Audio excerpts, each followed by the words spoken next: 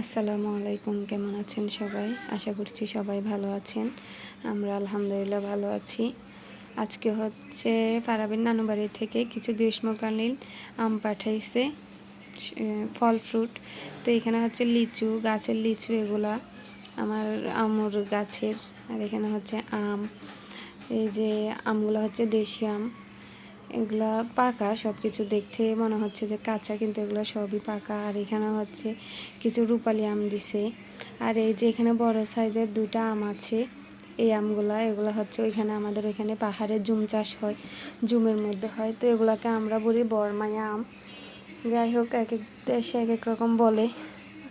আর এখানে হচ্ছে কাঁঠাল, তারপরে পেঁপে। এই যে পেঁপেটাও কেনা, পেঁপেটা মনে হয় কেনা, তবে জুমের, এগুলো হচ্ছে জুমের।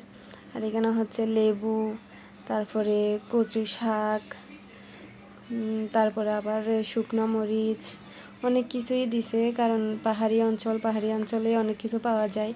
জুম থেকে অনেক কিছুই নামে শনিবারে।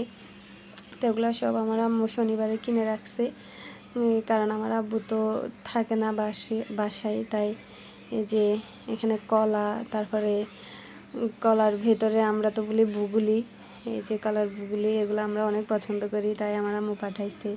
এখানে আমাদের গাছের সবজি, এগুলো যেহেতু শনিবারে ছিঁড়ছে তাই নষ্ট হয়ে গেছে, পলিথিনের ভিতরেই নষ্ট হয়ে গেছে। এগুলো গাড়িতে করে পাঠাইছে বস্তা ভরে। আর এখানে এই যে টমেটো, বেগুন, সিম, আর এই যে শুকনো মরিচ, আর এখানে মুসুরের ডাল দিছে আম্মু।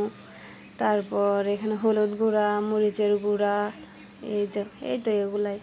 আর তেলটা দিছে কারণ এখানে আমাদের ওইখানে গ্রামের বাড়িতে হয় কি, মানে সবাই মিলে বর্ষাকাল আসলে আড়োরা রান্না করে, বা পাচন, আমরা আড়োরা বলি, আবার অনেকে পাচন বলে, এটা পাচনই হয়। তো ওইটার জন্য আম্মু সব কিছু রেডি করে দিচ্ছে। এখানে তরকারি যা যা লাগে সব কিছুই দিছে ওইটা রান্না করার জন্য, তাই তেলটা দেওয়া হয়েছে।